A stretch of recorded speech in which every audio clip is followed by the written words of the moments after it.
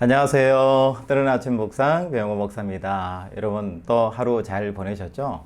날씨가 너무 덥다 보니까 마음에 좀 힘든 부분이 많이 있으신 분들이 있으신 것 같아요. 여러분 마음속에 좀 덥다 그럴 때는 좀 따뜻하네 이런 표현으로 이왕이면 긍정적인 마음의 표현을 가지고 오늘 하루도 살아내시는 여러분들의 마음 되시기를 축복합니다. 오늘 우리가 함께 나눌 말씀은 시편 67편 1절 2절 말씀입니다.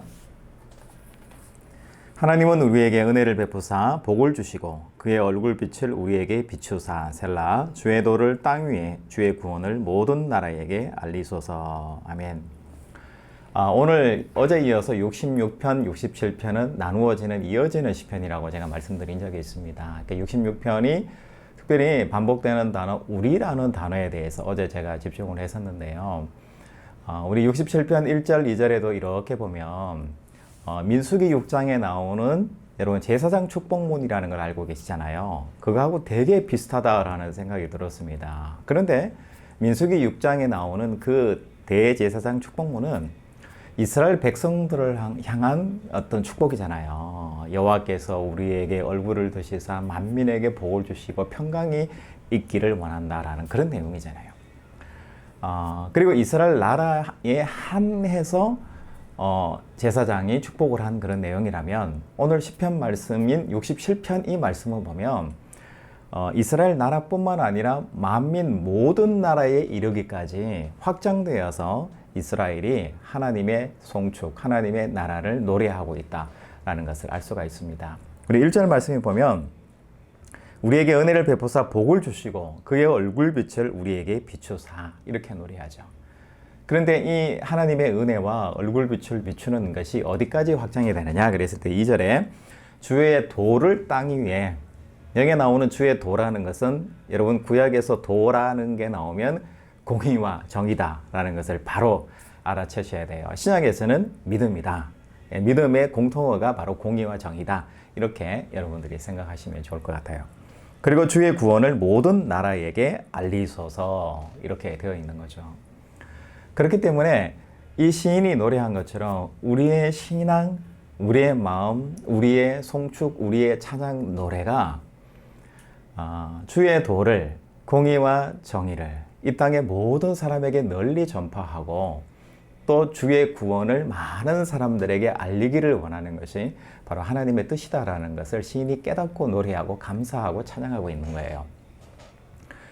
그런 차원에서 우리는 또 우리 자신들을 말씀 안에서 돌아볼 수 있게 되죠. 나는 내 삶을 주님의 도를 실천하는데, 주님의 공의와 정의를 실천하는데, 그리고 주의 구원을 만민에게 선포하는데 내가 앞장서고 있고 실천하고 있는가를 우리 자신들이 한번 돌아봤으면 좋을 것 같아요.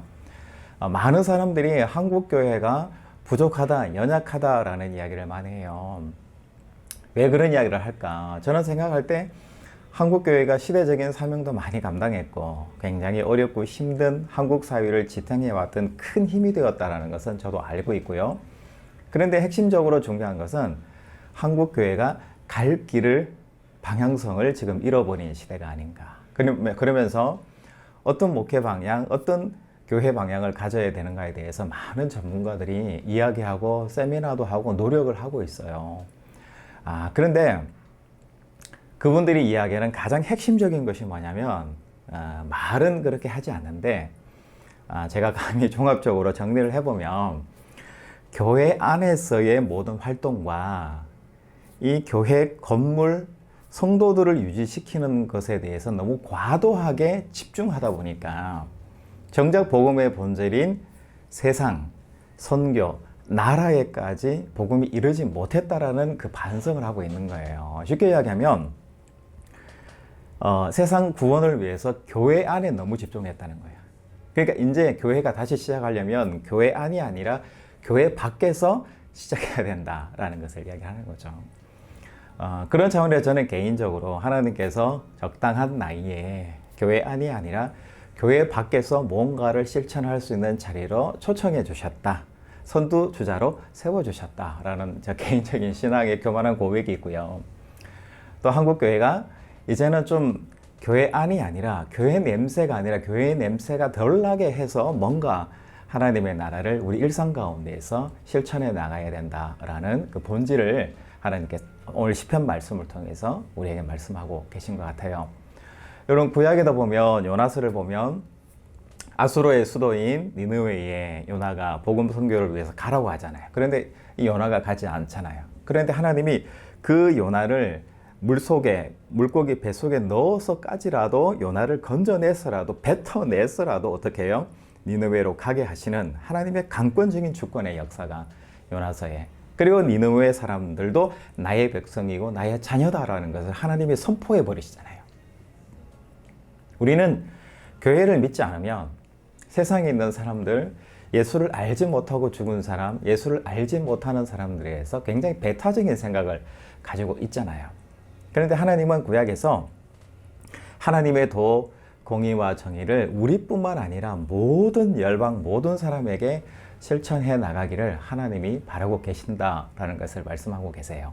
그러니 오늘 우리 사회 속에서 우리 시편 67편의 말씀을 우리가 일상에서 고백을 하려면 결국은 교회 안이 아니라 우리 가정에서부터 또 나와서 우리 세상 속으로 우리의 직장 일상 안에서 그리스도의 복음과 말씀을 실천하는 자리로 가야지 된다라는 것을 오늘 성경에서 이야기해요. 다시 이야기하면 나의 일상, 나의 자리에서 공의롭게, 정의롭게, 그리고 하나님의 나라를 실천하면서 묵묵히 잔잔히 우리 삶을 걸어내야 된다라는 것을 이야기해요.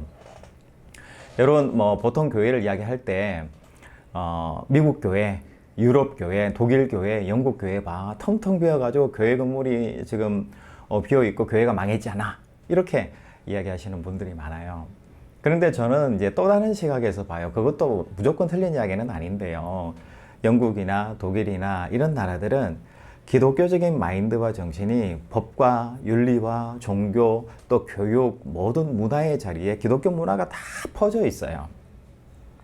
그러니까 기독교의 복음이 교회 안에 머물러 있던 것이 교회 안에 머물러 있는 것이 아니라 세상 속으로 퍼져나가서 아주 편만하게 기독교 정신이 흩어져 있는 거죠. 그런데 그것을 다시 좀 잘 정리해서 아름답게 계속적으로 기독교가 공급해 나갈 힘이 사실은 유럽이나 미국 사회 교회에서도 동력이 좀 떨어졌다는 것은 사실인 것 같아요. 그런데 오늘 말씀에서 이렇게 보면 우리가 너무 복음이라는 것을 편협하게 생각하고 좁게 생각하는 것 같아요.